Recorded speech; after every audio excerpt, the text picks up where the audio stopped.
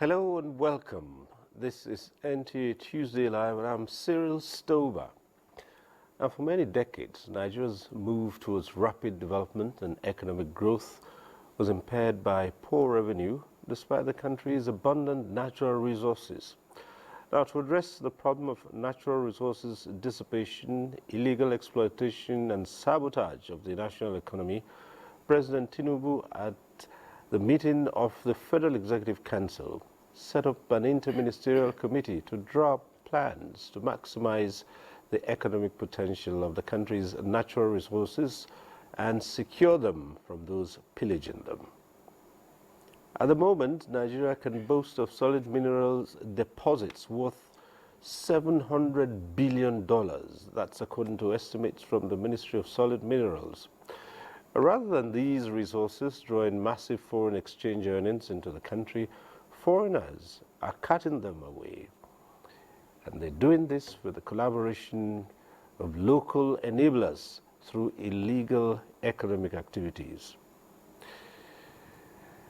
Now, the interministerial committee set up to stem this colossal economic waste is to develop a framework that will enable Nigeria to harness the full benefits of its natural resources. Now, tonight we'll be talking about maximizing the potential of the mining industry.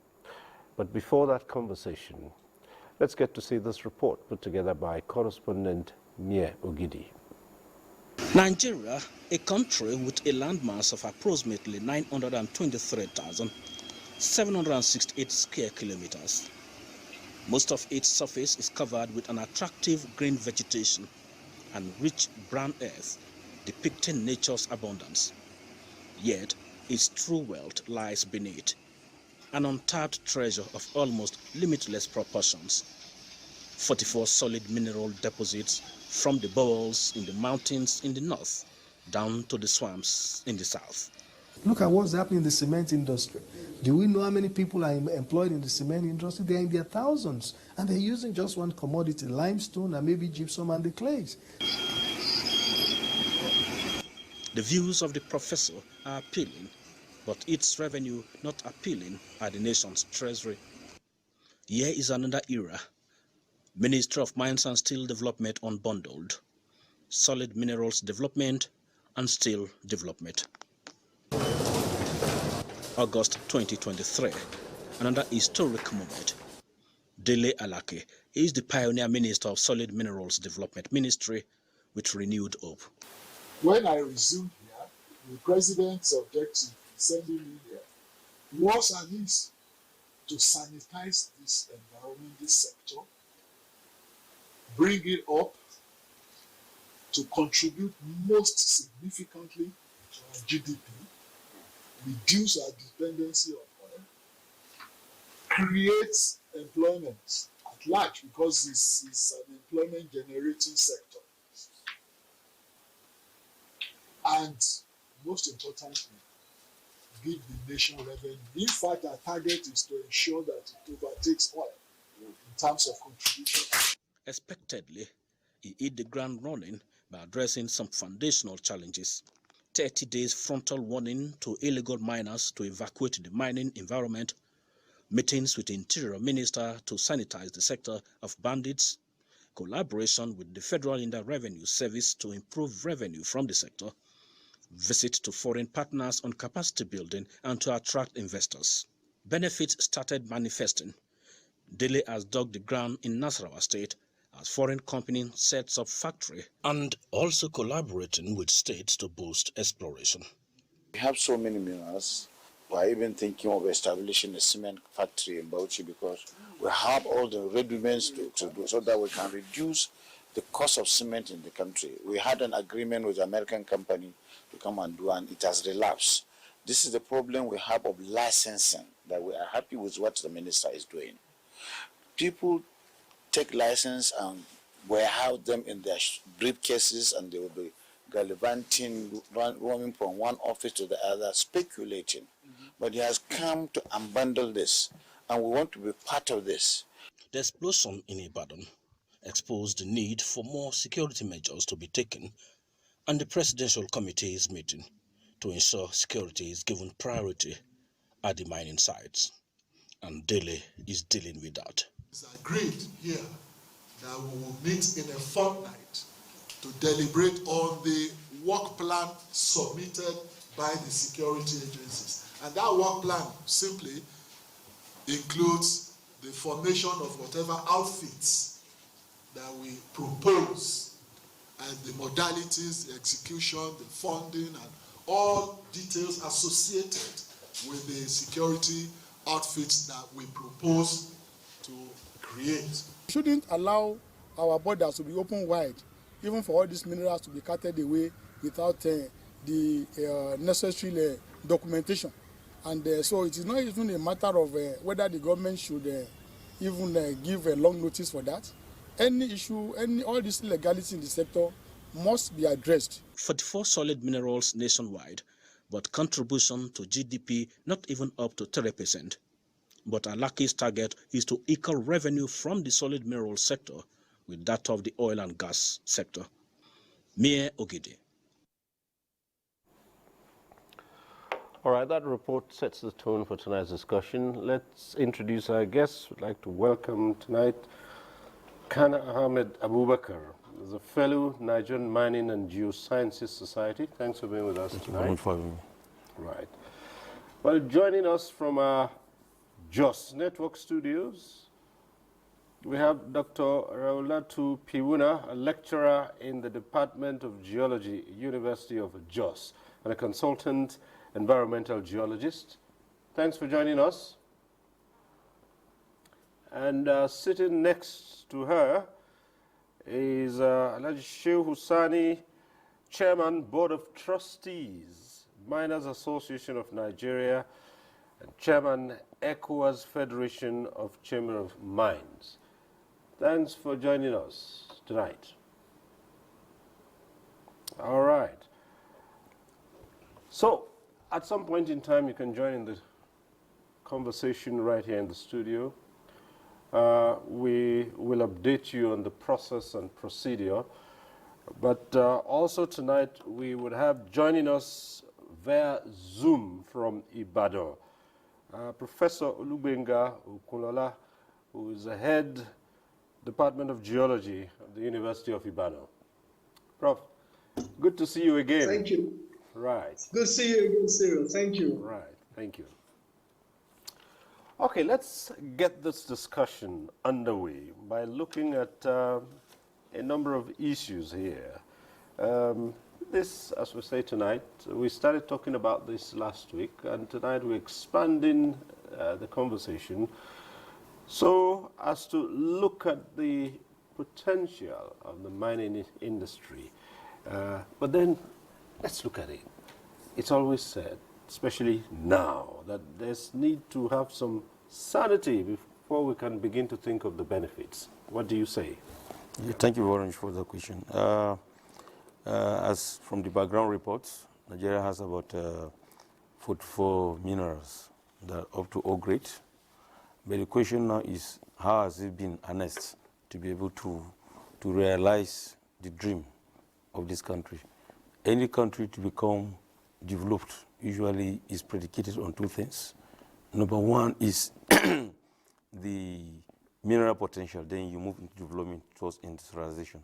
Then if you have a very good land, arable land with good agronomy, good water, both fresh and surface water, fresh and then brackish water, you can now achieve development through agriculture. So, and then in terms of human resources, we have the human resources in Nigeria of the population of over 200 million. My question is, how has it been? In the international space, Nigeria has been classified as a mineral endowed country, not a mining destination. Because just like in the oil and gas, we have achieved a feat from 1956 to date, whereby any big majors, maybe first 10 majors in the world in the oil and gas, if you are not in Nigeria, then you are not a serious person. But if you look at it conversely, in the mining sector, do we have that on ground in Nigeria play? In the mining sector, we have what we call the mining majors, mining mediate, and mining juniors. Do you have the mining majors in Nigeria? What is militating them not to come here? you look at the history of mining in Nigeria, mining started as old as before even the amalgamation. Around 1890, mining started, and which you cannot do mining without geology. You have to start from the geological survey of Northern Protectorate and the Southern Protectorate, which they eventually match.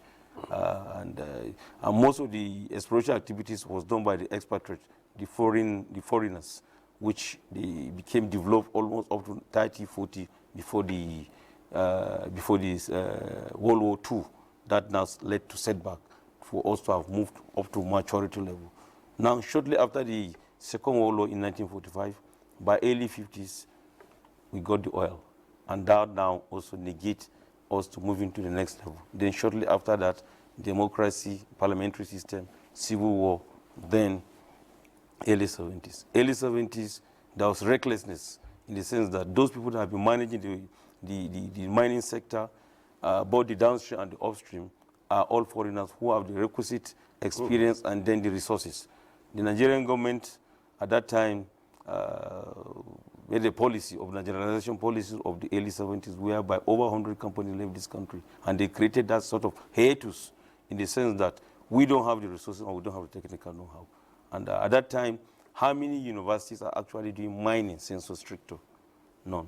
Even the expatriates that came, the imperialists that came, they were not teaching Nigerians, they didn't establish such kind of institutions in Nigeria to be able to have higher qualification. Even the geology we're talking about, when did it start? It started from University College London, Ibadan campus. When was the first graduate?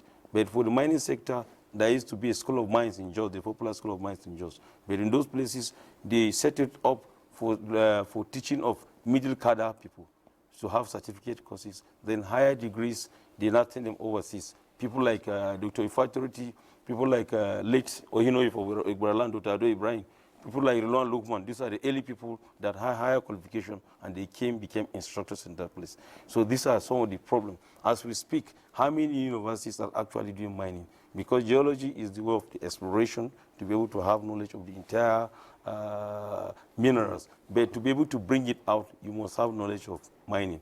Now, most of the mineral we mine in Nigeria, oil, you can also classify it also no-entry mining, just like the hydrogeology in terms of drilling borehole is also no-entry.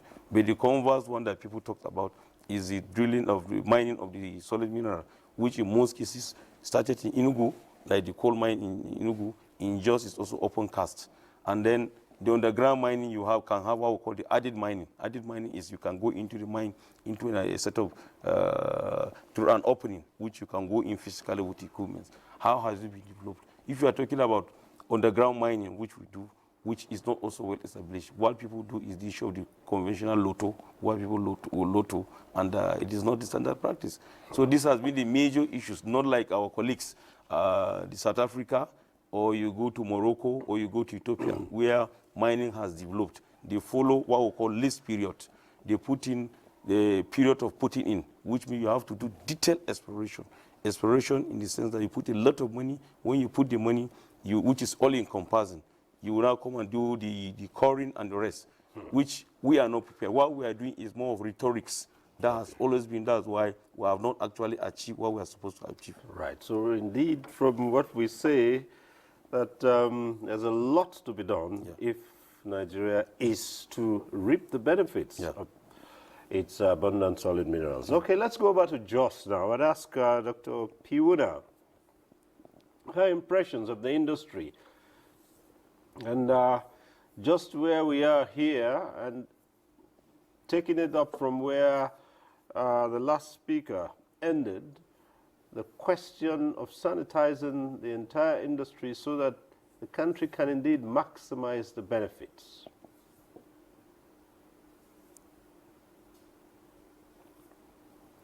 Okay. Okay, we can't link up with just yet.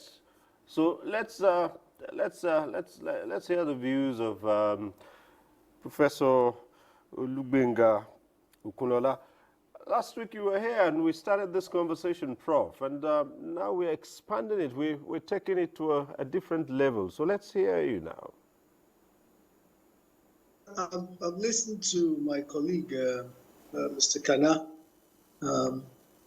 giving some kind of correct historical background to the mining industry and maybe why we have not been able to harness the resource and the potential. There's no doubt about it that there is some kind of potential endowment in Nigeria. I mean, that's clear. And anybody who is saying anything contrary to that is incorrect. That's just the situation. I mean, we have seen that we have been a mining country before. And all those commodities that were mined then that gave us an advantage, contributing about 12% to GDP of the country, they are still here. They have not been mined out. As a matter of fact, even at that time, when that substantial contribution was being made to the economy of Nigeria, the number of discoveries then was far, far less than what we have now. And that's the truth. We were concentrating perhaps on just about 3 commodities then: the tin, the columbite, and the gold. And on the sides of it, gold. And even if we look at gold alone, and I said between the 30s and the time there was a break in mining in the 70s and early 80s, it still contributed about 30 tons. It's still able to mine about 30 tons. That is on record. It's on record officially. And 30 tons of gold, even with the level of discovery then and the method of mining, it's only about 30,000 kilograms, which is almost about 1 million ounces. In today's market value, that's about $2 billion. And that's over some time. And that was concentrated only on Niger area, maybe some parts of Kaduna fringes then. And here, we're now talking of quite a belt of almost 400 kilometers across the western half of Nigeria. It's not that every part of those sheet belts have gold, but we can rely on the veins all around within those 400. And the story about Ilesha, a small enclave of just maybe about 20 square kilometers round, and where you have at least occurrences and some kind of excavations or scavenger or even artisanal to some level of small-scale mining is going on in about 50 locations around Ilesha, Ife, Osun area, you know. And then we have not talked about what's happening in Kwara and others. So the endowment is there. And anybody who is saying anything contrary to that and say, oh, those are occurrences, well, I give them the benefit of the doubt. But the truth is the mineral endowment of Nigeria is significant. Let's take the example of only even limestone. That's one mineral that is contributing even the highest revenue of minerals resources in Nigeria, just through cement manufacturing. And that's just one commodity out of all the other many industrial minerals. We have not talked about even our clays that we are not even harnessing. We're not even talking about other development minerals, even like our granites. And many people don't know that the sand economy of Nigeria, sand, river sands, for construction alone in Nigeria runs into billions of naira. We did a little survey around the Ibadan area the other time, Ibadan, Ikire, Osun area, and to look at the amount of sand per ton, about the sand that is mined even along the river, because it's a mineral resource. Just the tippers bringing it to the cities and all that. And we discovered that it's a multi-billion naira economy within the just Oyo State, Osun State alone, not to talk of Lagos, where their main mineral occurrence, main mineral endowment is the sand. And sand mining is huge. So sometimes we even commonize some of this to show that, I mean, and this reveals that the potentials are really huge. So the important thing is, how do you harness it? Mining, you cannot jump over one stage after the other. Alhaji Kana has mentioned something. Look, there has to be the exploration stage. There has to be the development stage, then the value addition stage, the marketing stage, the cycles of the economy. That is what we must concentrate on now in Nigeria. It is a knowledge sector. It's not about rhetorics. It's not about just making statements amongst us, either as stakeholders or as government officials, as professionals. No, we must understand the phase of development of the mining industry and do it as it is. when we did it right in the 40s and the 50s and the 60s and the 70s, we saw the effect. There was no confusion. There was little, if not negligible chaos in the mining industry. That was why we could add on to it. I mean, I even said it, the first private energy company in Nigeria supplying electricity was as a result of mining. It was supposed to see that the mining sector in Jos then continued to develop, and then it supplied the whole city electricity, and it's still even doing so now. And it came from mining. So if this thing is done in an orderly, knowledgeable, planned manner, Nigeria will be a mining destination. My colleague there said, yes, Nigeria is not yet a mining destination. We're an endowed country, and that is true. We have not seen the real players coming, even whether the juniors, only seen trickles of them. And you cannot just now say you're a mining destination if the serious guys have not yet started embracing your industry. So we have a lot to do. The potentials are there, the endowments are there, even the ones we think are not really maybe looked common is part of the endowment. And there is no part of this country, no local government in this country where there is no mineral occurrence that could be explored and developed. Whether development minerals, whether metallic minerals, whether energy minerals, whether coal resources, whether even the green energy minerals that we are talking about now. So we just need to sit down. We need to really calm down. And I use the word all the time, calm down. We seem to be too much in a hurry mixing many things together in the mining industry. We have had reforms over reforms, but it's not just a matter of reforms. It's a matter of how do you reform the reforms to see that it is practically done and to actualize the aim that you are looking at. So we need to sit down, look at the whole industry, do it knowledgeably, do it systematically, and we'll get there. We'll get there. It's a marathon. We have missed it. We have missed many cycles, but it's never too late to start again and do it right. All right.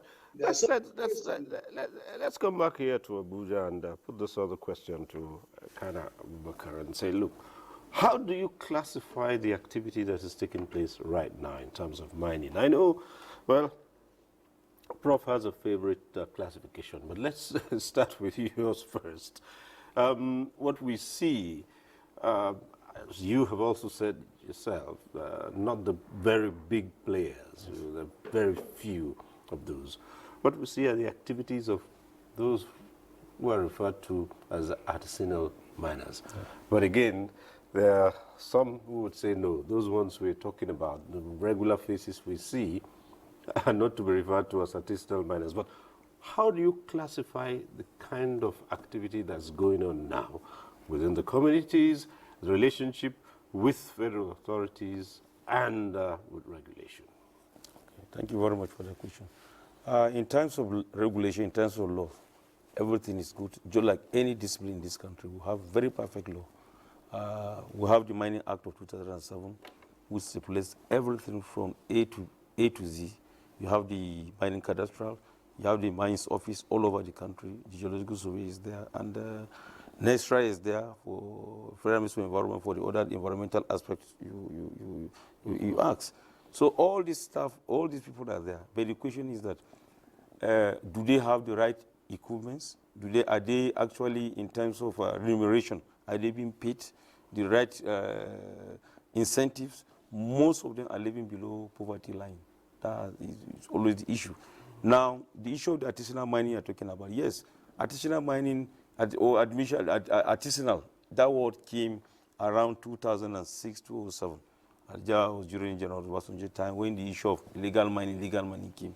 So at that time, the Ministry of Mines didn't fit to coin that word artisanal, to even give small-scale mining licenses. And small-scale mining licenses is only issued for people in Nigeria, to the point that whereby they had to now encourage them to create like a cluster, like a cooperative, to the point that even so intensive we are giving to them under local content. You be in a particular community, certain amount of money will be given to you as a cluster. All these incentives were there.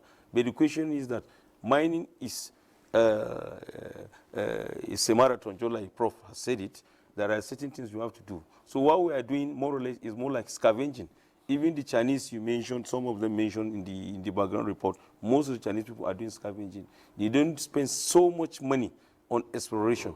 And then to do reserve estimation, to do the mining design, start talking about the conventional thing that is happening in other countries, other jurisdictions within Africa. And the question is that who has allowed them to do this? They came all the way thousands of kilometers from their country to this place. They are even issued visas. They have been given community consents. So these are some of the issues. So the whole thing, we are the problem to ourselves. And then the issue of this insecurity, which it has meted onto the mining and agriculture. You cannot do this in town. Professor Kolola, incidentally, maybe he didn't want to blow his trumpet. During General Buhari's presidency, when the Fayemi was the minister, he chaired the roadmap of mining sector in Nigeria, Professor Kolola. He set up a very beautiful document. Has it been followed religiously?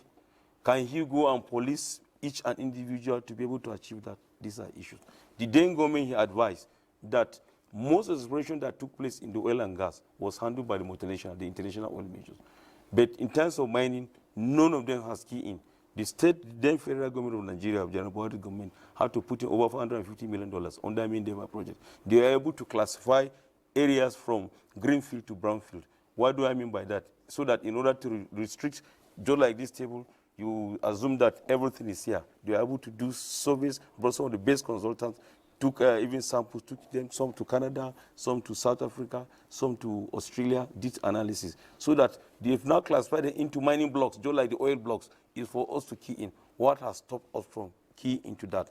But even if you are keying in, you need to spend a lot of money. You have to look at the economics aspect, issue of whether the minerals, even the target of the world economy.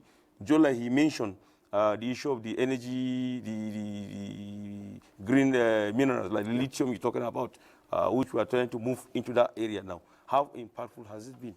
Are we doing how it is being done in other parts of the world? These are issues. But everything is in that document. If you are talking about documentation, Okolola's work that he did, everything is perfect. It's a matter of creating the enabling environment so that we can be able to move to the next level. Well, Prof, let's come to you. Give us an insight into this roadmap that we talk about. And we understand that this is meant to add up to 3% to the national GDP. But give us a bit, take us into what this roadmap entails and what it recommends. Last government set up this during the time of Dr. Fayemi, His Excellency Dr. Fayemi, the former governor of Ekiti State and the former Minister of Mines and Steel. And I said, look, it's time, where are we going? Where are we? What are the things we needed to do? Let's plan for the next 10 years in the mining industry. And to stretch from 2016 to 2026. And the document, a lot of very knowledgeable people in the industry, in the academia, even in the industry, in the ministry, the Miners Association, Mining and Geosciences Society, the main stakeholders. And we came together and then produced this document. That, look, if we follow this, we looked at what we need to do immediately, the next 0 to 6 months, what we need to do within 6 and 2 years, what we need to do between 2 and 5 years, and what we need to do between 5 and 10 years. And we gave ourselves a target, and it was an elaborate plan that, look, this is, if we do this, if we do this, if we do this, by the next 10 years, that is 2026, just in 2 years, we should be contributing about 3% to the GDP. I remember the vice president then, when he looked at the document and he appraised it, and he just compared it with what they're having, what they're planning in the economic team, and he said, look, why couldn't, it's possible for us to even get to the 10%. And we said, yes, we're even being conservative. But I want to say this, that today we are still about less than 1%, still about 0.3, 0.5. So, and that's, we have just 2 years now to complete the 10 years. And what was the reason? I think at some point, maybe in the last 4 or 5 years, it was abandoned. For reasons best, I don't know what, maybe lack of funds or whatever, and then it wasn't properly followed. And I think that document, it has nothing to do with either the personality or whatever, but it had to do with what was, to look at what is happening in other mining jurisdictions. It was a detailed study. Let's look at, and it was not even an academic exercise. It was look at practically what was happening, where we need to be, how we started, how we were able to get to 12% GDP then, what we needed now to start doing. That is in terms of funding, in terms of even the exploration, in terms of even the cycles of development, infrastructure within the mining industry. We looked at even the steel sector. If it had been followed, we won't be talking about trying to complete Abuja and all that. And in the implementation of the strategy implementation of the roadmap, we brought out even micro policies, policy views about what we should do for the steel industry, for the mining industry. We looked at what the industry in Nigeria needs locally. We looked at what the ones we want to do for exports. We looked at what we needed to do to take it from exploration stage and to value addition, processing. What are those micro industries that we need to now harness around the solid minerals? What some of the areas we need to do even about our local miners and even funding the local miners. And this was what led to the issue of even getting some funds from the, there was some funds that was announced then and were housed in the Bank of Industry, about 5 billion naira to support the small scale miners. Well, I don't know how the implementation had been and what had happened to that fund. So we had all these strategies. Okay. And one thing that we also looked at is that what is the business of foreigners in artisanal and small-scale mining industry? And I think I mentioned the other time I was privileged to be on a program like this. There's a program within the Pan-African that's been sponsored by the African Union in one of our universities, University of Ibadan, and involves a lot of African students. Right now, we have about 20 of them from about 16 or 17 different African countries at postgraduate level. And one of the courses we're looking at is mining governance in Africa. And we brought them together, come and start giving us the situation in your countries, like a seminar. And you discover that in most African countries where there is serious mining, even the problem of little artisanal mining, foreigners are not allowed to even apply for licenses for artisanal and small-scale mining. No, it's even meant for the indigenes. So how the foreigners came in now to take over what should have even been ordered. You need, when international funding comes in or FDI comes in, it's at a level, not at the level of scavenging, just like Alaji Kana had confirmed tonight. So they had no business there. So we had this roadmap. And I believe the roadmap is still, it could be tinkered with because we have had new scenarios and all that. And it also had rooms so that you could tinker with it as you go on, as the scenario changes and all that. So there had been plans. And just like you said, there are laws, there are policies. But then we now need to sit down and implement this. And it's not rocket science. These things are already there.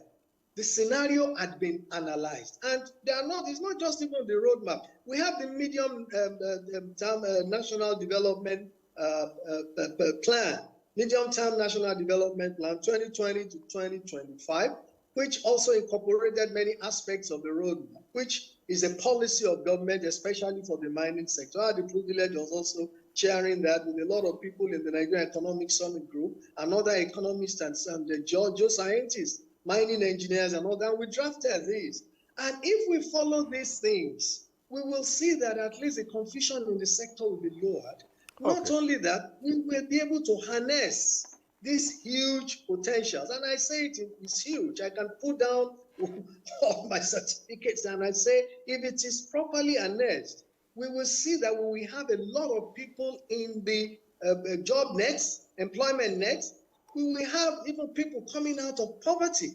And as they say, a lot of people coming out of poverty. And the revenue scenario in Nigeria will also change. And even the image of a country in terms of how it manages its mining potentials also helps in its international standing.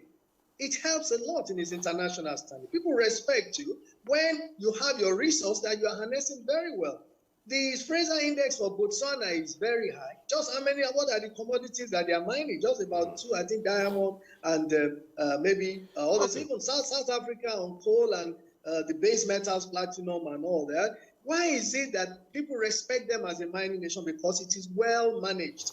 Not that there are no issues of some infractions here and there, but macro-wise, there is a focus. Okay. There are policies, there are laws, and they are following it. All right, thank you, Prof. We need to get... Yes, yeah, well, now that you've led us into what this roadmap looks like and what it entails, and just how it can contribute to Nigeria's economy, we will look at a number of reports which we have here coming from various parts of the country. The first of them is this one that is from Jos. Abundant natural resources that could drive the country's economic growth and development. Plateau State has rich deposits of variety of industrial materials of high quality, which include barite, bentonite, clay, coal, emeralds, granites, iron ore, kaolin, lead, zinc, marble, tin, among others. Since the state is known for rich deposits of mineral resources, what are the impediments to maximize its potentials?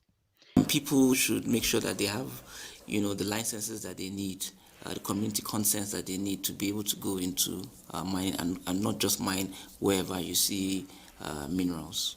When you are able to generate data concerning, an area that you suspect to be endowed with mineral, there you can confidently, aggregate some of these artisanal miners and they mine there. Over time, activities have dwindled, that the organized sector is not able to continue to grow so that there will be no room for illegality. They opine that government needs to provide better infrastructure, ensure adequate security and streamline regulatory frameworks, as well as diversify in other sectors such as agriculture and tourism to attract more investment. As a ministry, that's one of the responsibilities that we're saddled with. It's like this. It's like the case with oil. We want it to be a blessing to the people on the plateau, and we're coming up with so many things that people would soon, find out about to organize the sector. Lithium is also coming in the mix, and so you find out that the prospect is very huge, and currently we are witnessing influx of investors. The key players also note that technological innovations can also play a critical role in unlocking the potentials of mineral resources if investment in research and development, promoting technology transfer and partnership between government and the private sector is encouraged to improve the lot of the sector. In Jos, Bilkisu Nuhu. Let's see this other report from Abuja. Sector makes a significant contribution to the local, national, and global economies, providing employment for millions of people. Ogun State, southwest Nigeria, is blessed with various natural resources that possesses distinctive chemical and physical properties, composition, and atomic structure. These natural mineral resources include clay, limestone, and phosphate, bitumen, kaolin, gemstone, feldspar, and rocks, among others, which are processed and used for the production of cement, canned foods, foam rubber, paints, tires, carpets, and aluminum products, plastic, and for road construction, among others. Ogun State government say it has developed a roadmap and strong political will to develop the solid mineral sector of the state for socio-economic development, especially in the face of the dwindling revenue from oil. The profile of the mineral deposit of the state, we find out that the area in which we have comparative advantage over other states is unarguably in the area of limestone, bitumen, and of course granite. But limestone, because Ogun State is the seat, that is the state where we have about 4 different production plants, and most of the major cement production companies in Nigeria.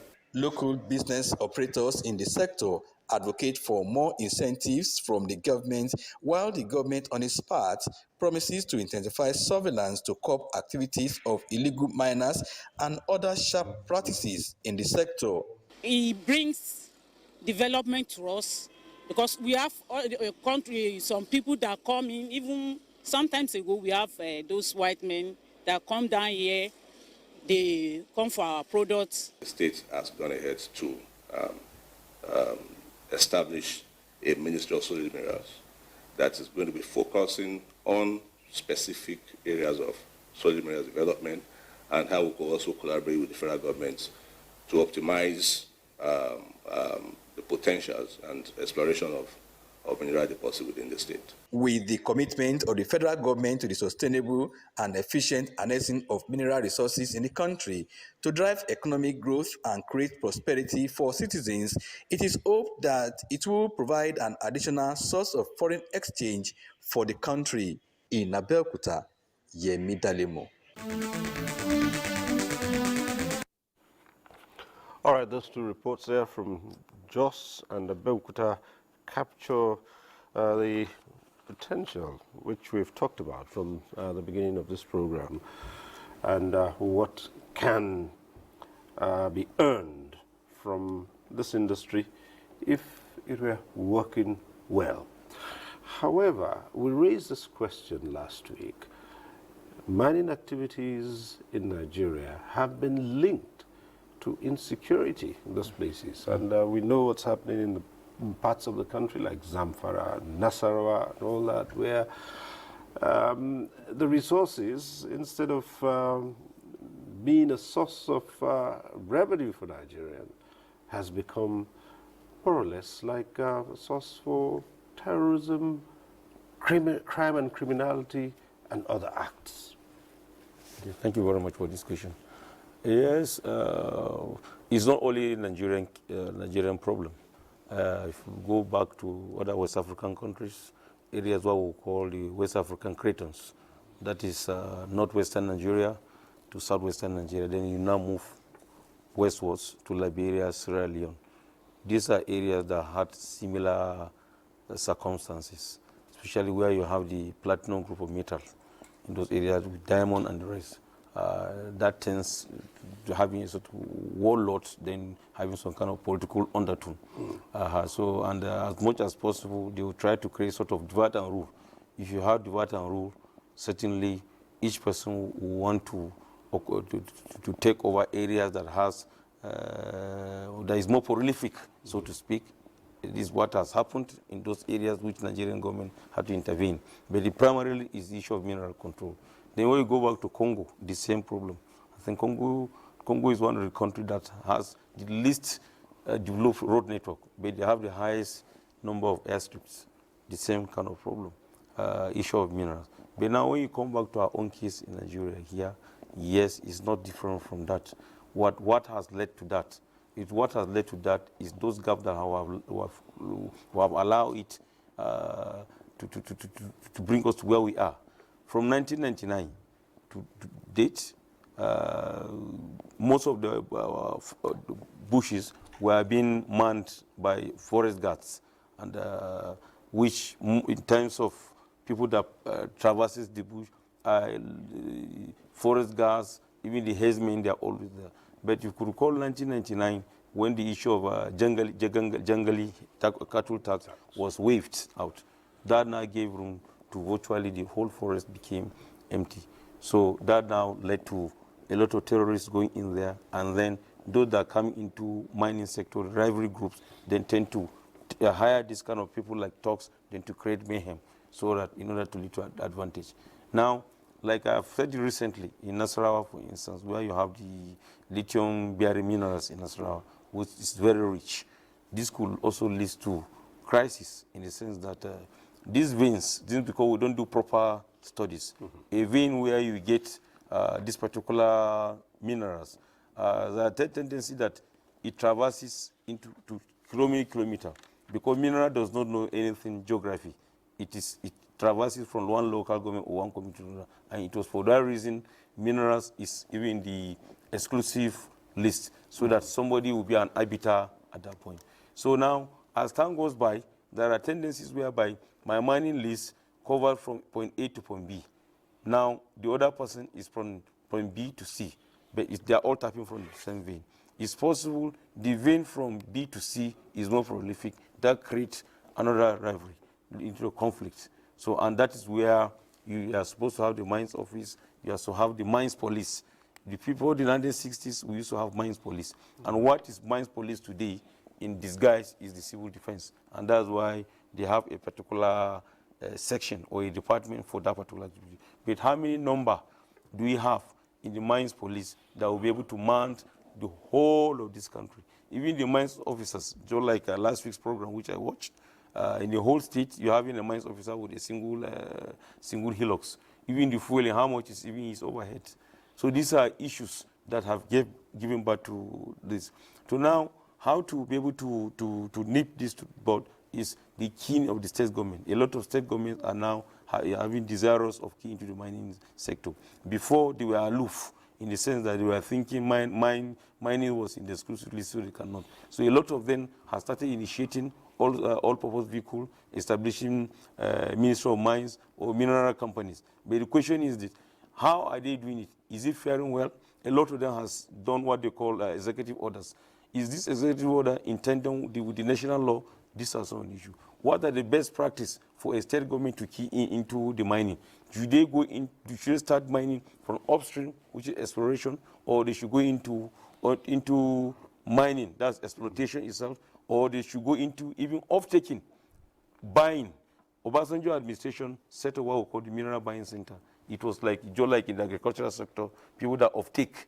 We have one in Lafia, there is even one in Port Harcourt, and they are all over the country.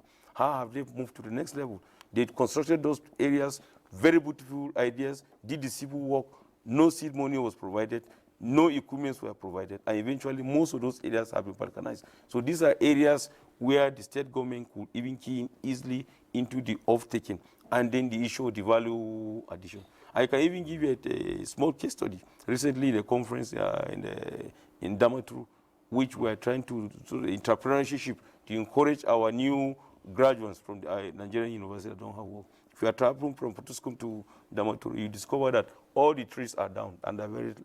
So in terms of firewood, you can't get firewood. When you have coal around Gombe, you can take that coal and break it to briquettes, and then you are into business. These are some of the things we are supposed to do. So many areas that state government can do, but they are thinking too big in areas that they don't even have the resources to go in. So they are ambitious, so to speak. All right, Prof, we'll return to you. We raised this issue last week, which has to do with the governance structure. And we asked this question. I would like you to expatiate on it and expand the argument, because it said that mining is on the exclusive list, and land, is vested in the state government. The federal government doesn't have land. Now, some Nigerians are saying this is a challenge where the land is under the state, but what comes out of it is not controlled. I mean, bringing out of what is under the ground is not controlled by the state, but by the federal government. Is there a disconnect here? Well, I don't think there's need for a disconnect between the Land Use Act and the Minerals Act.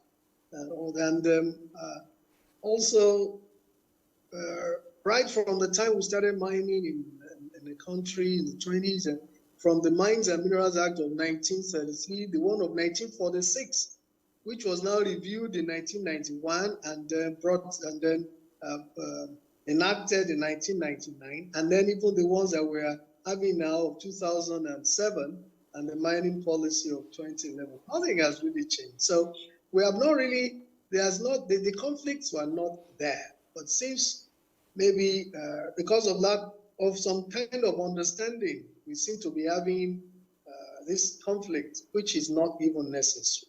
Maybe just before I will go fully into that, the issue of insecurity, well, whether it was mining that began to cause, is contributing to insecurity, and it's neither here nor there.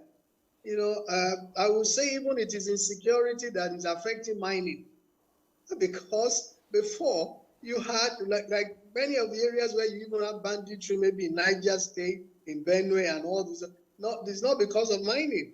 Or maybe in some areas, because now the bandits now saw that those who are mining are even some cash cows, and then they infiltrated, and then you are having this kind of conflicts. And not just like Alhaji Kana have said, we've been having this kind of issues it's an African issue. And if you go to Congo DR, which is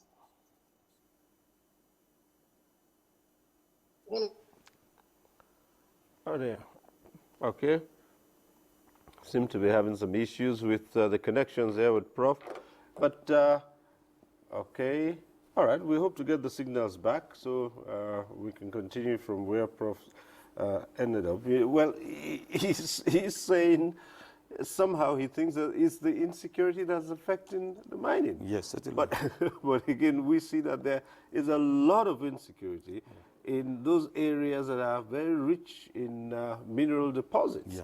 And this stems from the illegal mining, where those who come in to mine these minerals now become brigands. Yes. What he's trying to say is that mining has been going on since time immemorial. Agriculture also takes place since time immemorial. But at that time, why is it that we don't have there was no insecurity in such kind of areas? Now, what led to the insecurity is you cannot take it away from agriculture. Because in some, take a case of Nasarawa, if you go to case of Benue, case of Zamfara, there are different models in that respect. Some, yes, you are doing the mining, as I tell said, the issue of rivalry between two camps, two mining companies. That's one. Now, people that have no job, that are now almost being classified as thugs, are being used by the other group to attack the other group. That's two. Number three, any mining area, if you go, they're dealing with cash. You talk about somebody can be carrying 100 million naira cash in the bush. So such person has high tendency, high potential of being kidnapped and even being killed. So these are issues even within such kind of belt. So the question now is it I that I'm doing the mining that is creating the insecurity that is going to affect my business or multi-billionaire project, or it is somebody who is trying to attack me in terms of envy? These are issues, and that's what Prof is trying to say. So, but why I had to take it back is that if these areas are fully governed within that area, having the mines police, even the forest guard and the rest, you are going to nip it to the bud, in the sense that you are going to kill several birds with one stone. All right, seem to have re-established links with Prof, right? Professor Okulola, you're there now, and I guess we can hear you clearly now. So just go on with what you were trying to explain earlier on. Oh yeah, that's between the states and the federal government. And I think I've explained this on many fora. Look, the mining license needs to be centralized so that you can avoid some kind of chaos and unnecessary multi-level interference. Unnecessary multi-level interference. Because what mining wants is some kind of smooth operations. When they have to deal with so many entities, they have to deal with so many jurisdictions, they will stay away. Alhaji Kana mentioned something about what happened in the 70s, where we had this policy somersault, and then we talked about indigenization decrease, and about 100 mining companies in Nigeria left within a space of 3-4 years. And up till now, we have not recovered.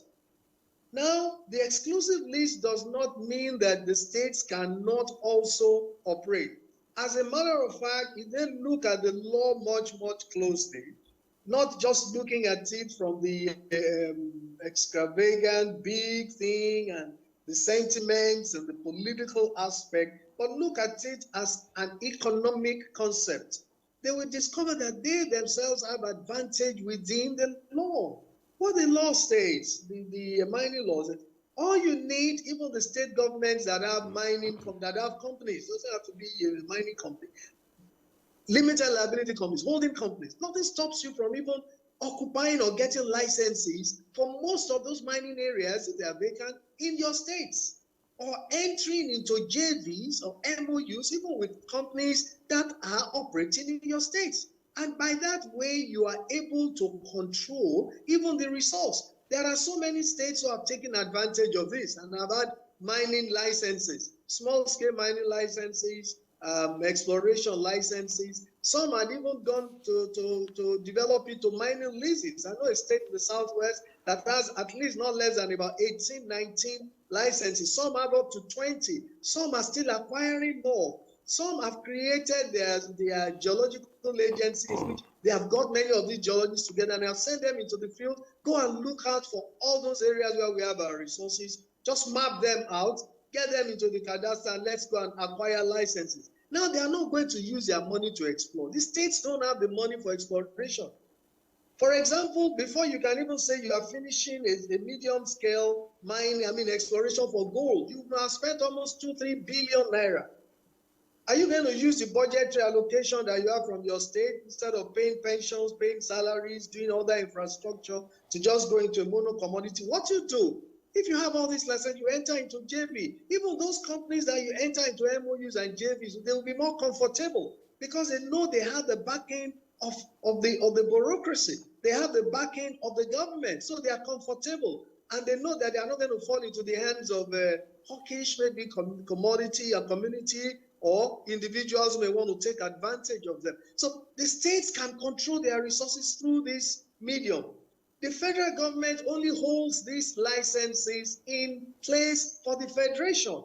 And I've also said, I've not seen anywhere now, at least as at now, things may change, I don't know, but as at now, where the federal government has a single mining license or even operating a single mining operation. No, it is held in store for the people, for the states. And again, there are instruments within the law where the state governments can also have a foothold in monitoring even these resources, in monitoring the companies that are operating in their states. You have this Miremco. It's a very, very powerful instrument of the law within the Mining Act, the Mining Resources Environmental and Management Committees, and it's headed by the states. Here you have all the environmental people, either in the agri sector, in the forest and all that, being part of the committee. And the only officer of the federal government that is on that committee is a mines officer who serves as the secretary. The chairman is elected by the state.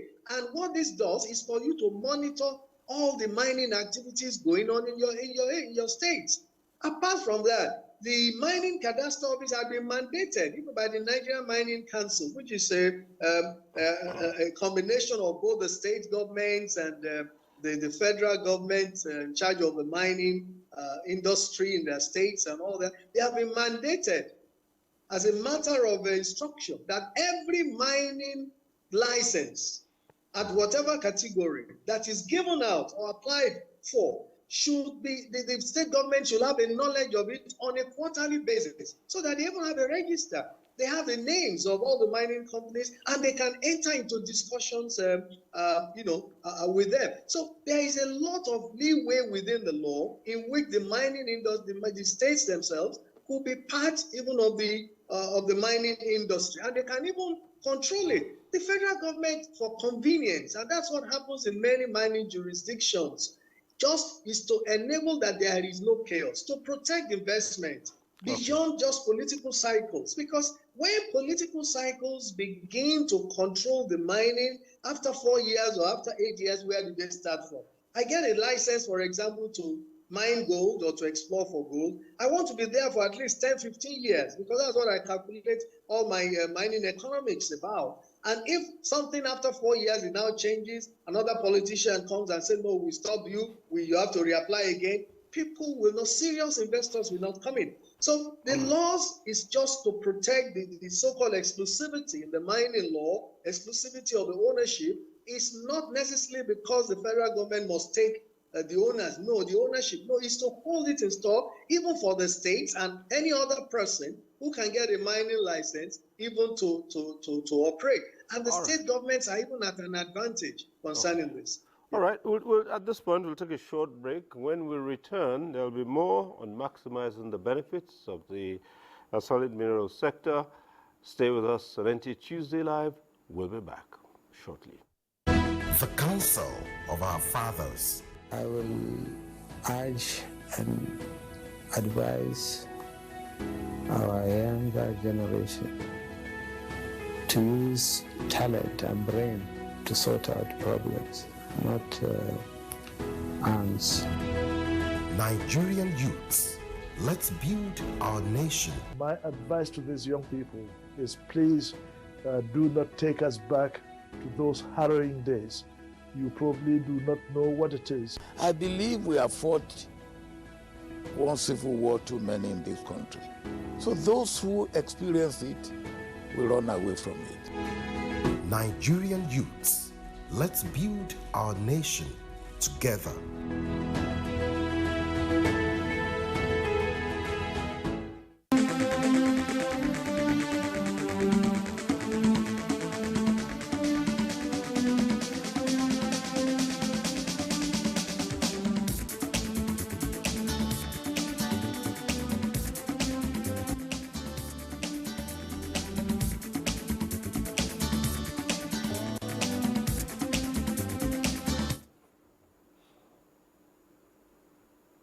All right.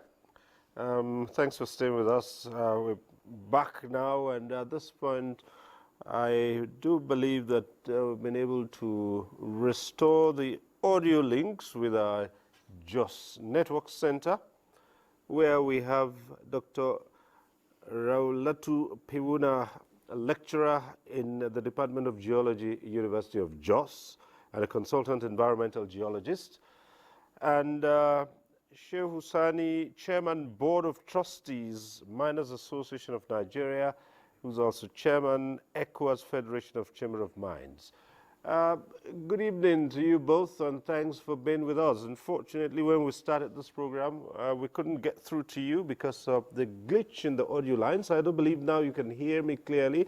And I also want to assume that you've been able to follow the trend of the conversation before we return to you now. So let's start off with Dr. Piwuna. Give us your impression of the industry as it is today, and why, let's say, it needs to be sanitized before Nigeria can reap the benefits from it.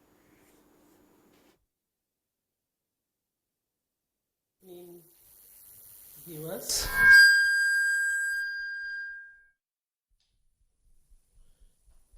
good evening, viewers. So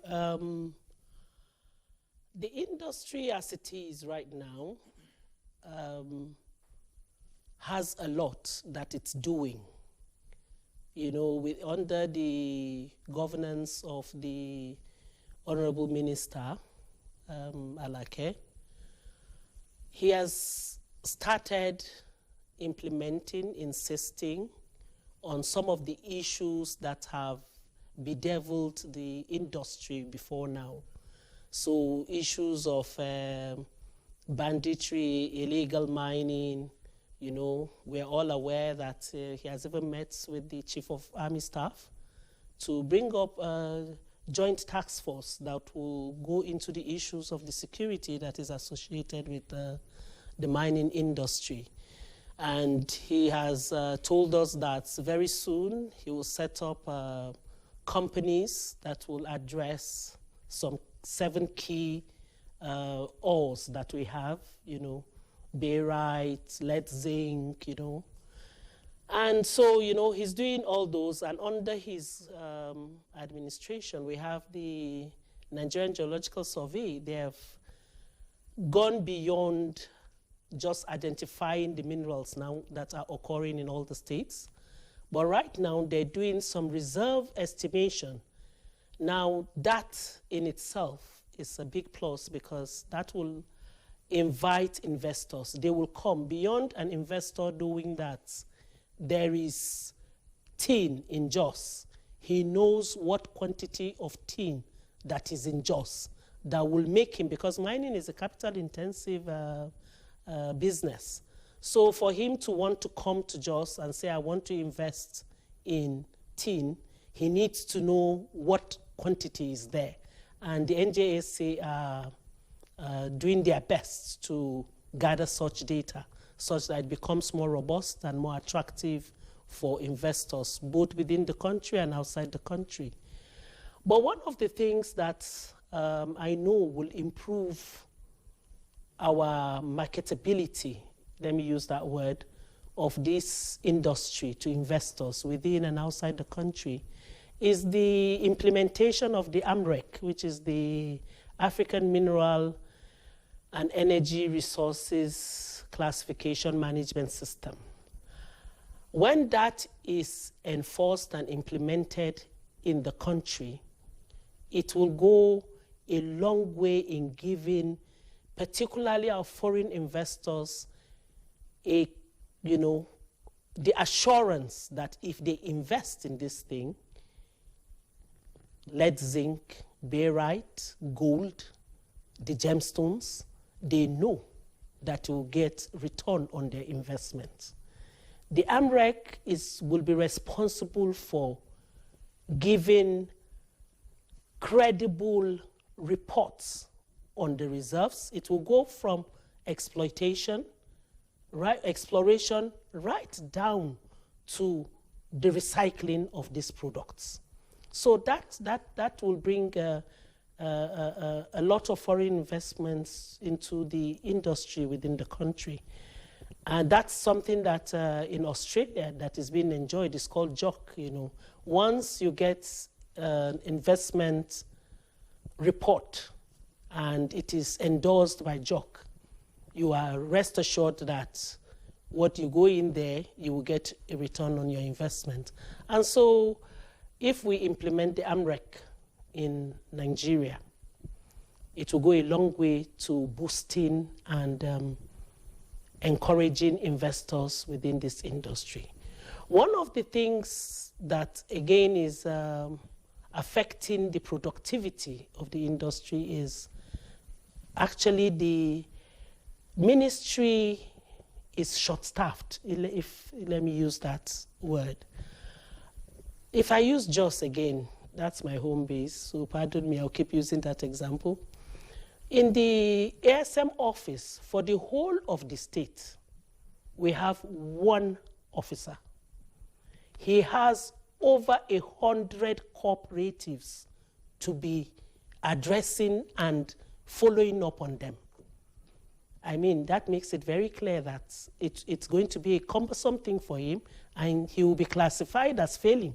But he won't be failing. It's just that 1 to 100, it's too huge a ratio. And so the short-staffed, and that's the same thing with the mines regulation officer. It's just one for the whole of the state.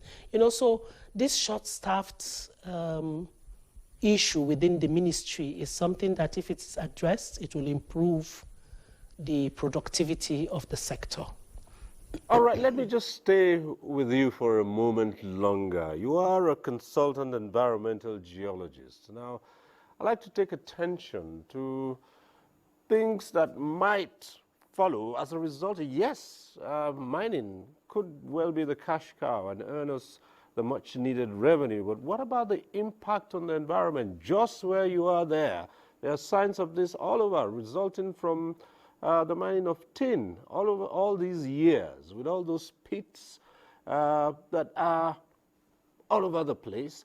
How do we ensure that now that we're taking mining seriously and want to take it to the next level, that as a result of mining these minerals, we do not end up with another disaster on our hands, just like we see it's happening in the case of oil?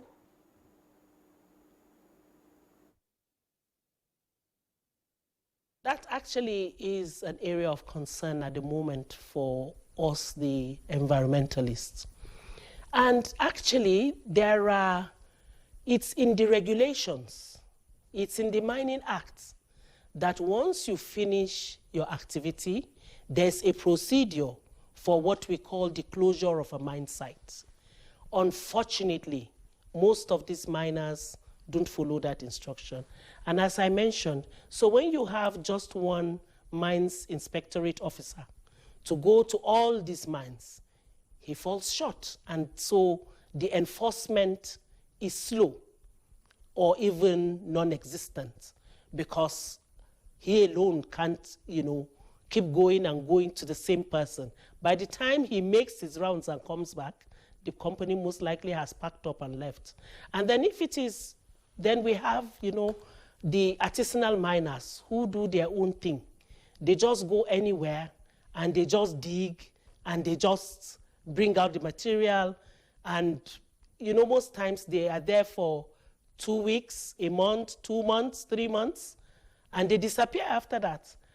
And if I use Plateau State again as an example, the civil defense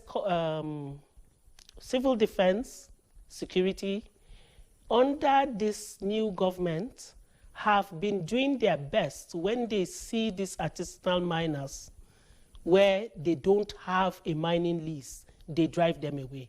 That is a huge step towards curbing this degradation of our land spaces. Another one is now with the enforcement of having the tax force. Those things will be, the companies will be made to follow these steps and procedures of the closure of a mine properly. And now that brings me to the issue of the review on the Mining Acts that is ongoing, the Mineral Policy and Mining Acts. Those are some of the things that will have to be imputed, some kind of penalty that will be meted on companies that don't obey these instructions of the closure of mine sites. But on the other hand, where these things happen, the government has what we call the ecological fund. And on their part, they can convert all these, in quotes, hazard holes, traps, death traps, and turn them into recreational centers, you know, where it will be used as a tourist attraction. They can be used for farming, where the water will now, those excavated holes will now store water that can be used in greenhouse farming, dry season farming, you know, so it can be turned and used into something beneficial for the community. There's a canyon park in the US, I've forgotten which state in particular, after the mining of copper in that state. It was abandoned like that, and the state now used the holes that were left open, beautified it, enforced it, and it has now become a beautiful tourist park where they get revenue because of visitors who visit that park. So those are... Yes, thanks a lot. We'll just go, seated next to you, I believe, is Alhaji Shehu Sani, the chairman of the Board of Trustees of the Miners Association of Nigeria. So we'll just go over to him too, for him to give us his impressions of the industry, its current state, and just how Nigeria can maximize the potential, derive all the benefits from this industry.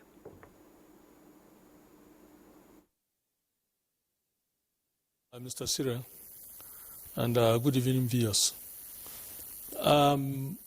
Nigeria can maximize the potential of mining only if a number of conditions are achieved.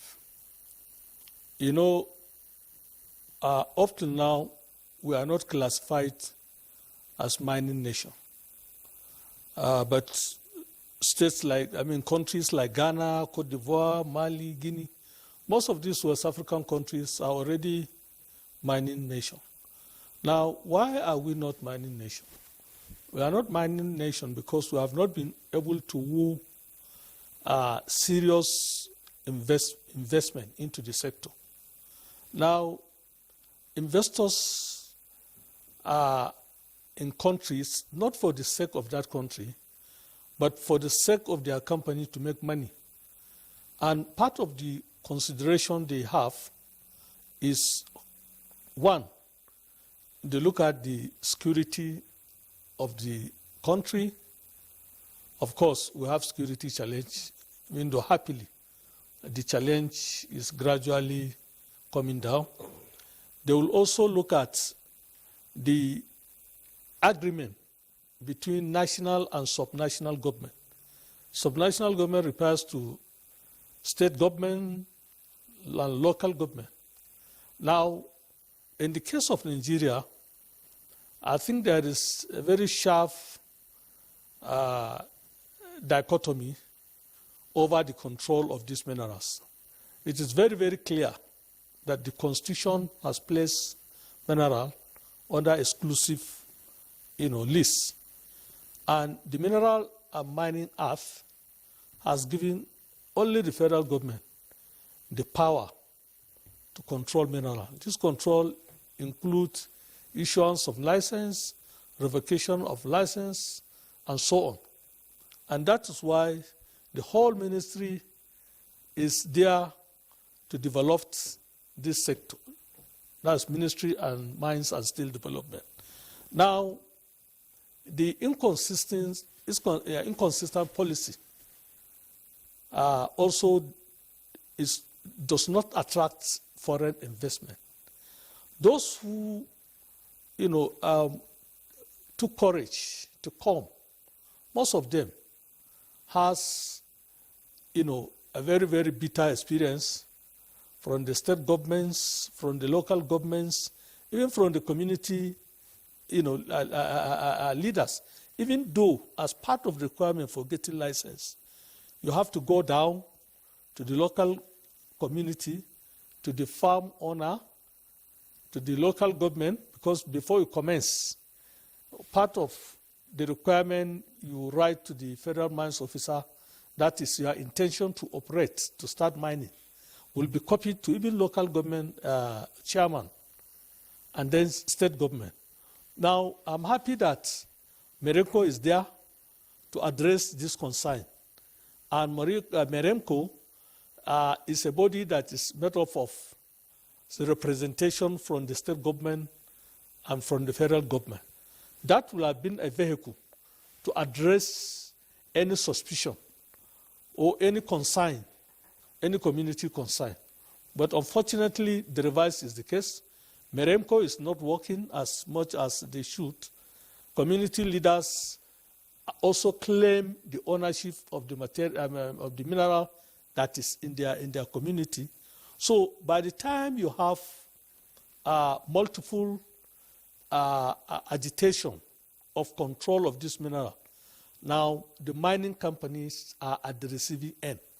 And that is why foreign investors will not be in a hurry to come and invest in this kind of scenario. More so that there are other countries whose systems are so stable. Minerals are distributed all over the world, all over Africa.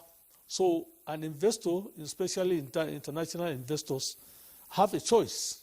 They will assess the situation and compare it with other situations and go to the favorable countries. So, but I must confess that the new minister has zeal and intention to develop the sector. Of course, we have seen him severally traveling, trying to woo investors, but it would have been easier for him to address the local concern. Once it is addressed, investors will be running, coming in to invest in this country. And again, stakeholders, the local stakeholders, in most cases, serve as a mirror to see the reality of what is happening in the industry in a given country. They will assess what are the companies, the successful or the multinational companies that are operating. That will attract them. Unfortunately, in the case of Nigeria, I think the most successful mining operation, especially of gold, is done by Sedulola. And Sedulola is a local operator that partner with foreign investors. So Sedulola's success story is capable of attracting foreign investors. But I'm appealing that the minister should assist to create another Sedulola, for instance, in a tin sector, producing tin.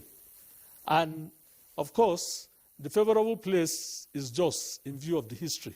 So we should have operators growing through the partnership of foreign investors. Again, the issue of, can I say, bureaucracy in getting some of these data, because foreign investor, the first place foreign investors come is Nigerian Geological Survey Agency. To have the geological information, on the country.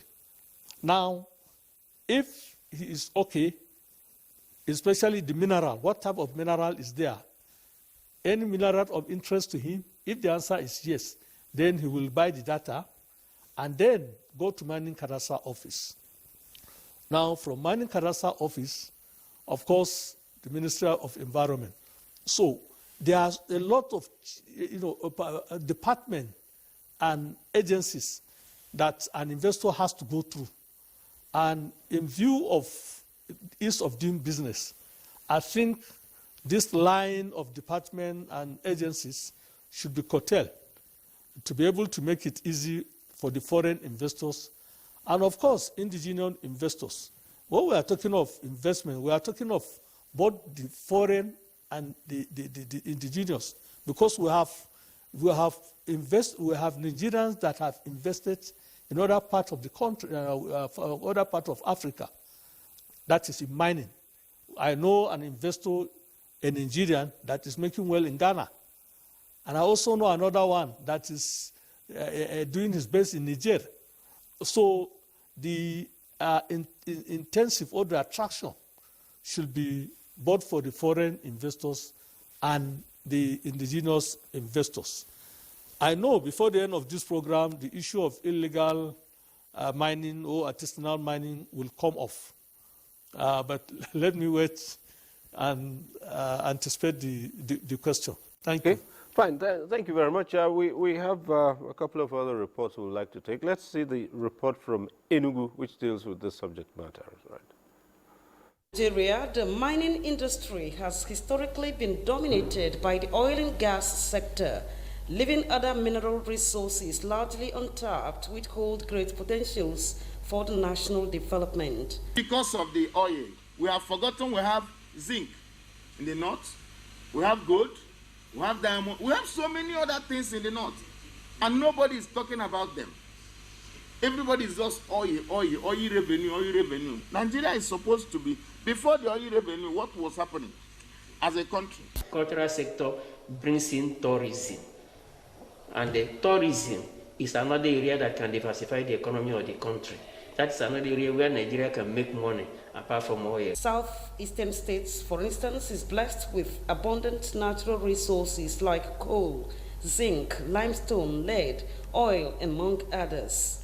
Despite this mineral endowment, the sector has not lived up to its potentials, following activities of illegal miners. They are causing biodiversity loss or habitat loss. You see, they are causing massive deforestation. Those working for them are exposed to certain dangers. I think in years past, a woman died while trying to get back coals because they packed them in bags. Lack of accurate geographical data and well-equipped laboratories, as well as inadequate regulation of finance, are said to be some problems confronting mining of minerals in Nigeria. Very particular about our environment and the health hazard this mining sites can cause to our people, and we want to avert it, get it right. Respondents want the government to introduce legislation addressing critical minerals production, processing, manufacturing, and further establish funds to invest in critical minerals projects and supply chains. In Enugu Comfort, I am.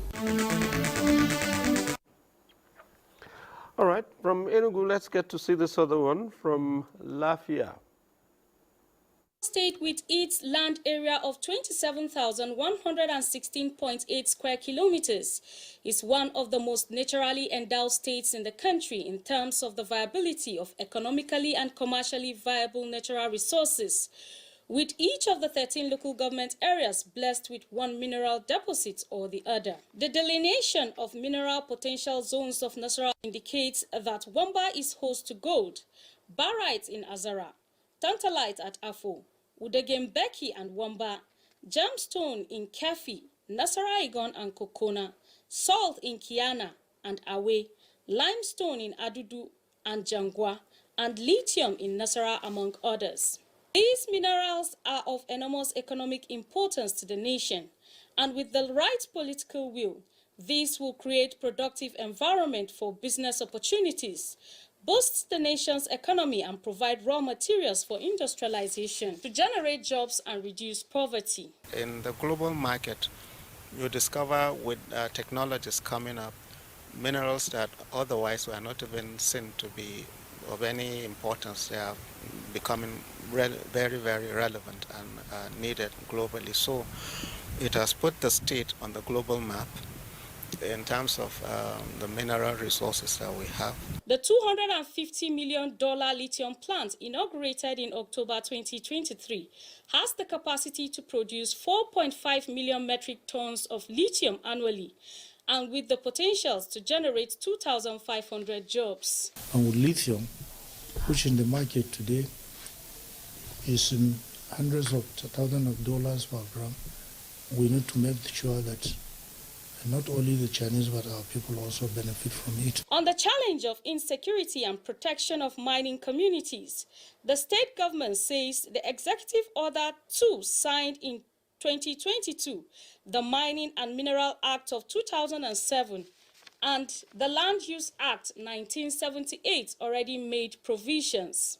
We're taking a step to ensure that all mining sites are being properly profiled and registered.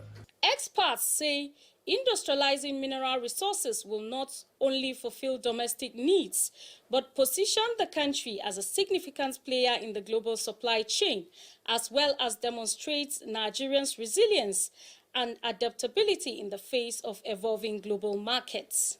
Charity Ashki. All right.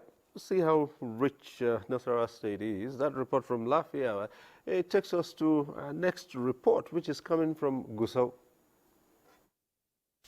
The available geological data and recent discoveries reveal that Zamfara State has abundant reserves of the most important solid minerals in the country. It is, however, observed that these vast deposits of solid minerals, which ought to have raised the socio-economic fortunes of the state and the nation, are yet to be properly and adequately exploited. The state's mining sector has over the years been dominated by artisans who have no expertise in mining activities, the trend which subjects a number of communities to environmental hazards as well as constitutes a great sabotage to the economy. Mining is something that is very capital intensive. You don't go to mining if you don't have money. You need to be well prepared with machineries. So we're appealing, let them come and help the cooperatives. So if you want them to stop, first of all, you have to ensure that every mining activity in Zamfara State is carried out lawfully and legally, and by those that are known. Not a situation whereby you cannot say this Mr. X, Y, and Z are the ones that are conducting mining activities in Zamfara State. The establishment of an integrated solid minerals processing factory in the state during the administration of former Governor Mahmoud Ali Shinkafi was largely seen as an ardent commitment to developing the sector for optimal result. The factory, which was a joint venture between the Zamfara State government and a Chinese company, had a total installed capacity of 750 tons per day, while the total cost of the project was put at about 4 billion naira. Under the defunct partnership, a comprehensive geotechnical survey and mapping of the entire state were built to be conducted with a view to providing an authentic and reliable database upon which meaningful investment decisions could be made. Let us fight this insecurity first.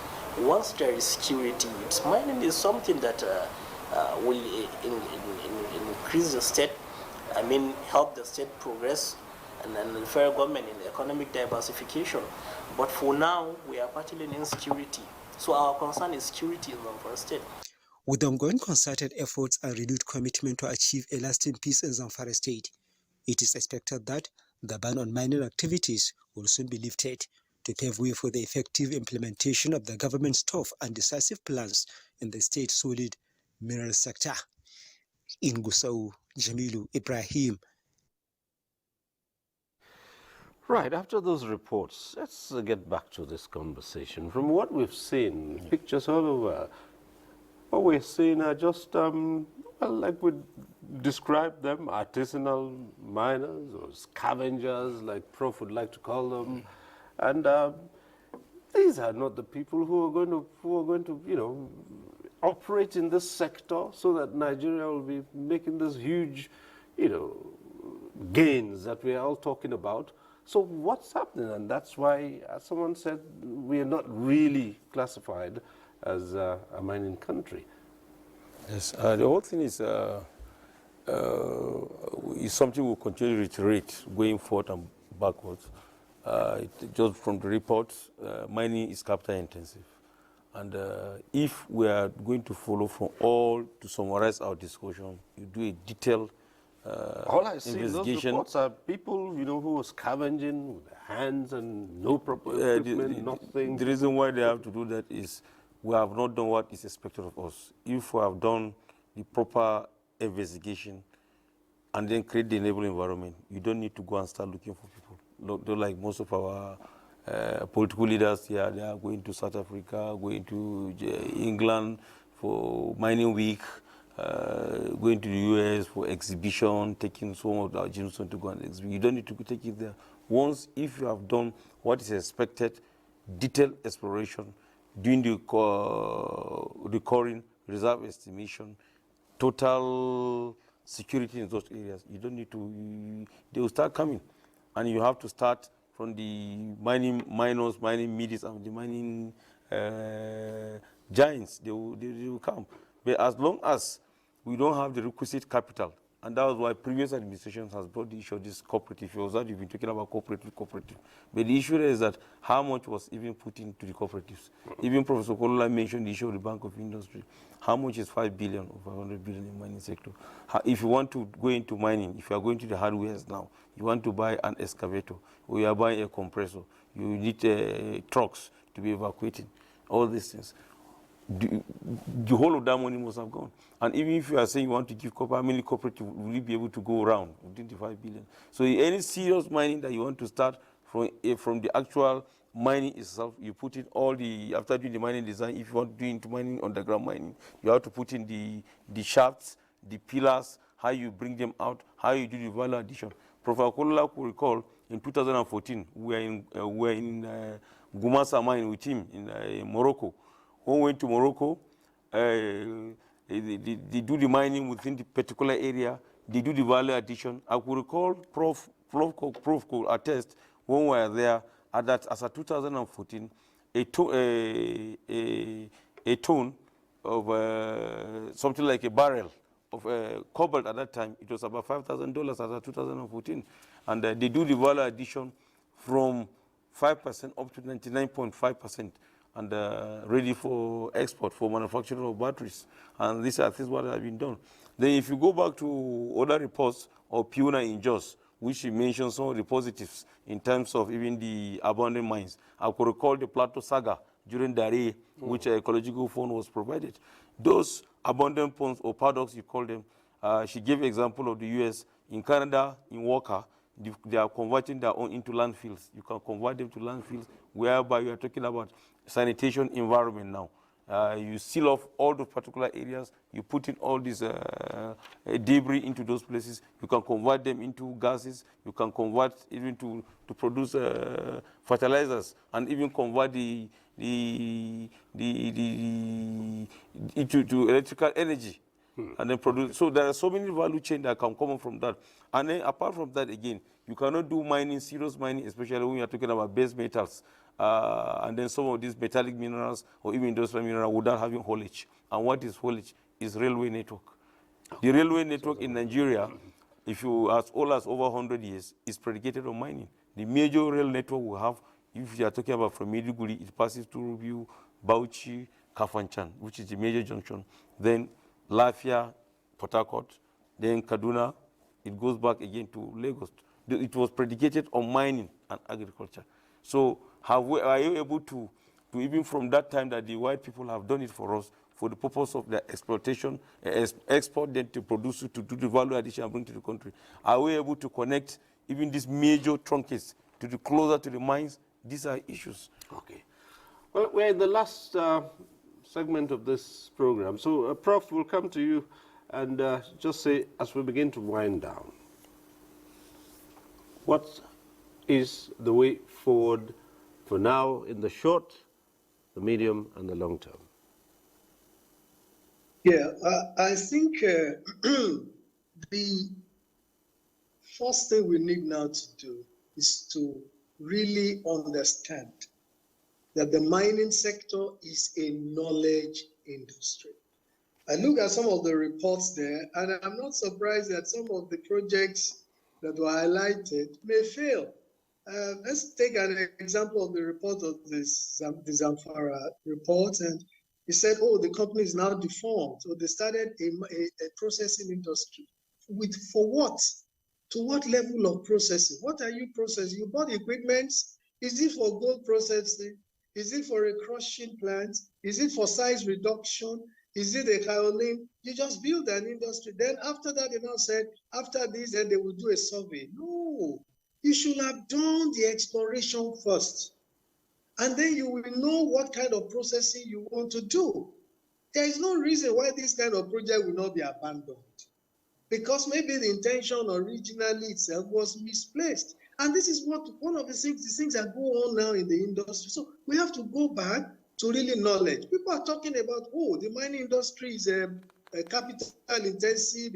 Yes, it is. But again, a mineral occurrence or a deposit is capital in itself, and it attracts capital. What is the level of prosperity of Ghana? What's the level of prosperity of Botswana?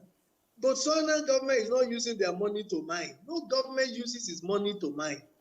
What is the total budget of the mines ministry or even the steel ministry? It cannot even see a single mine or maybe 2 or 3 mine maximum into fruition. So what do you do?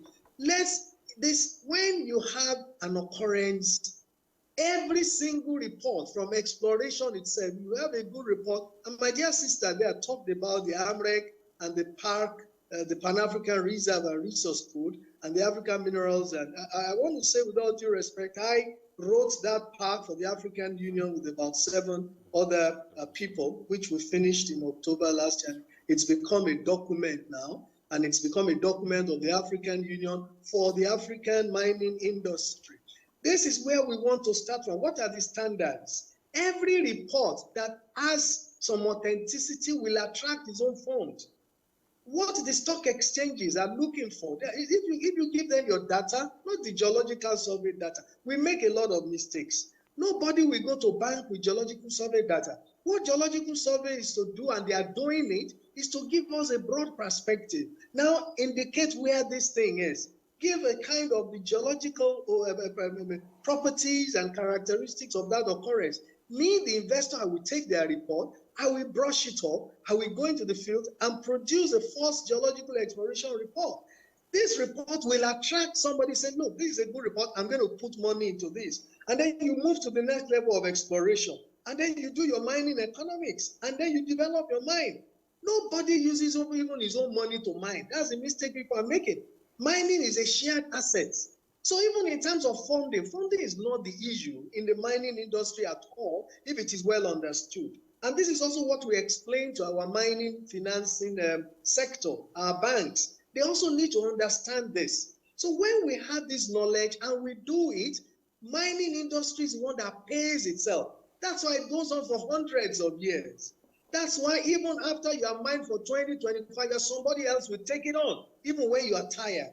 So it's not your own salary or your own funds or your family money that you use in mining. The initial exploration, the iris sector, may not even cost a lot for you to start, and then you will attract the necessary fund from those who will now invest. So what we need to do is, first of all, let us organize this sector. I want to appreciate the Honorable Minister, just like many others have said. He seems to have the zeal and all that, and maybe saying some right things, but we need to now understand the fact that we need to reorganize.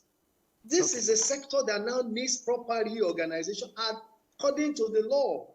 Let the state governments understand. Let the federal government understand what we need to do. And what is it? There is a roadmap. Let's even say, okay, we want to change the roadmap. We don't want to do this thing. But let's look at where we can start from.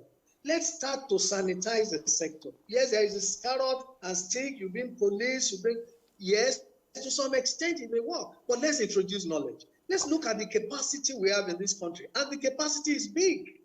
We have a lot of latent capacity all around. Bring them into this sector that they can even go around all these fields, do a lot of extension works amongst these guys that also want to make money. Let's teach them how to do it right, even from the artisanal level. Let's get it organized. Then the sector will attract the funds. It will attract the attention. People will come in. When they see that the licensing system is okay, the land is open, they will go in without contention. They have some little reports that show some potentials. They will take the risk. But nobody will take the risk when there is even nothing on ground. So we need to reorganize the sector now. We need to look at how we sanitize the sector. We need to now see how we bring in the knowledge and calm down. It is not something you can just jump over one another doing. No, it's a chain. And you can't miss one chain after the other. You go from getting your governance correctly, do your exploration, attract the funding, sanitize the sector, and you are good to go. Okay, let's get back to Jos now. And Dr. Piwuna, now is the time for us to quickly say what our next steps should be, decisive, in order to maximize the potential of this industry. And as you give us your thoughts on that, we would bring in the aspect which Sheikh Hussaini talked about. We had started talking about it here in the studio, and that's the artisanal miners, or if you like Prof would say, those scavengers, which we see in all those reports. They're common to all the reports we've carried so far. And you yourself mentioned them, that they come, they dig up places, and within 2 weeks, they're gone. So for me, it means those are not licensed participants. And even if they were licensed participants, that's not the kind of investment we're looking at for this industry.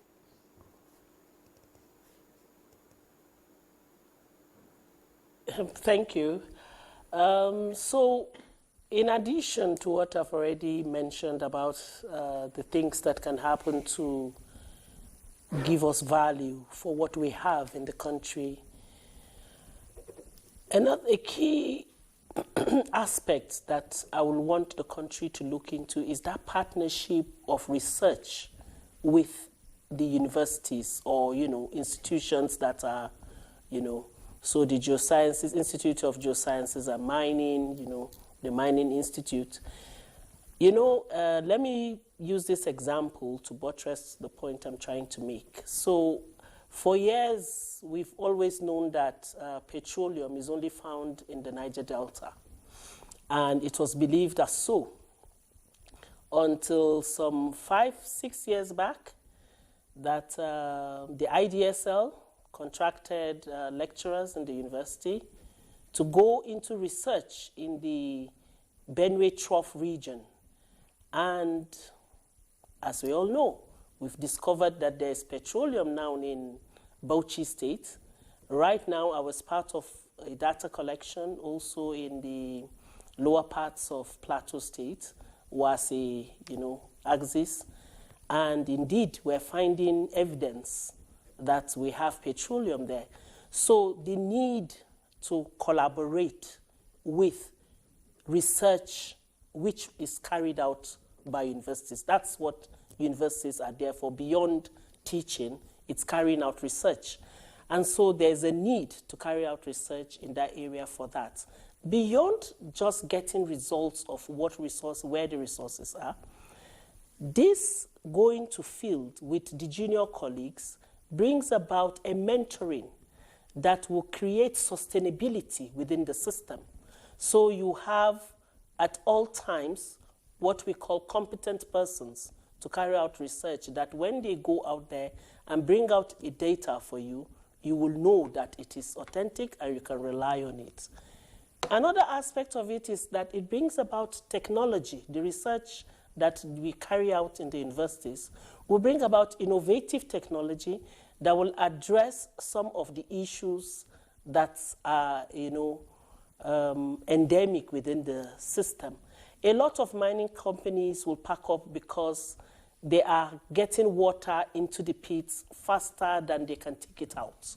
And so they abandon the whole exercise after a while when they, with futile attempts of trying to empty the pits of the water. Now, when you give that kind of problem to the university, we carry out a research, we do the necessary laboratory, tests and all that, and we bring up solutions that are innovative, that will address these things that are. So that is one aspect that I will encourage the Nigerian government to look into, partnership with our universities that have the relevant departments that are into this associated with the mining industry. Of course, then in the mining side, the fabrication of equipment that can easily give us better beneficiation of products that are brought up to the surface. This kind of things, when we do that kind of collaboration, we'll get improved services. And again, back to our artisanal miners. It's really a very tricky situation we have here, because the truth is that most of these companies, like again, I use Jos, which is where I'm comfortable to talk about, or Plateau State. These artisanal miners go, get the material, and they take it to the big companies, the small-scale ones. So it's encouraged by the small-scale miners because they get the material from them. And for the small-scale miner, for the artisanal miner, it's a source of livelihood. He doesn't think of the danger of him going in there and the pit collapsing on him, which happens frequently. But because they go to these small-scale miners that are available within the state, they buy the material from them. And I was on a program recently, and I said one of the things we can do is station the task force even by the premises of this. Somebody laughed at me and said, that is not possible. But I don't know. If you put the task force by the gates and say, where are you bringing this from? And they know that they don't have anybody to sell it to again, they would begin to, get themselves together and follow what the ministry is trying to do under the ASM. The ASM, unit of the ministry is trying to form them into cooperatives, and by advocacy, training, they're teaching them and empowering them to now have licenses so that they go on their sites formally and they follow the procedures, even if using their everyday digger and hand trowels. Dr. Piwuna, incidentally, seated next to you there, Alhaji Shehu Sani, used to be the president of the Miners Association of Nigeria. Now you talk about, the artisanal miners. It's been a source of revenue for them. They take it, they go to the small-scale companies who are just pleased with this arrangement because it helps them skip a few things. Certainly, the Miners Association of Nigeria must have made an input into that. And Alhaji Shehu Sani can tell us about that, being a former president. Let me say that the artisanal and small-scale mining operation is not limited to Nigeria. In fact, it's Mongolia, almost all the mining jurisdictions, there is this artisanal and small-scale miners working. And that is why during the reform of the World Bank, they recognized them as a stakeholder. And so part of the reform is the creation of artisanal and small-scale mining department of the Ministry of Mines and Steel Development. Now, that department is supposed to even offer extension services and teach them how to do it right. And that's why I agree with Prof when he said mining is a knowledge-based, industry. Now, these people have a very long history, especially in Jos. Most of these artisanal miners, or scavengers, as the Prof said, their grandparents were the workers of the colonial miners. And then their parents also were born into the mining, and they continue small artisanal mining as a source of livelihood. Their children now are into it. And most of these things are in their farms. So it is very difficult to erase this kind of people, but the best thing is to teach them how to do it right. Now, form them into cooperatives. That was part of the mandate of that artisanal and small-scale mining department. Now, the hope is this: by the time they are formed into cooperatives, in the course of time, as they are growing, the same department will help them to form them into cluster. As they are performing at the cluster level, gradually they will be moved to become small-scale miners, and then eventually, medium-scale miner. That was the dream, but unfortunately, that is what we are seeing. There was, of course, challenge of funding and so on. So the reorganization of this sector, as proposed, need to also have the buy-in of the governors. Governors at the state level are so influential at mining communities. The traditional rulers, the community leaders, listen to the governors and they obey. So there is need for the state government to be mobilized and see the opportunity of Meremco, and also see the opportunity of states applying for mining license. I understand that most of the states have their mining license.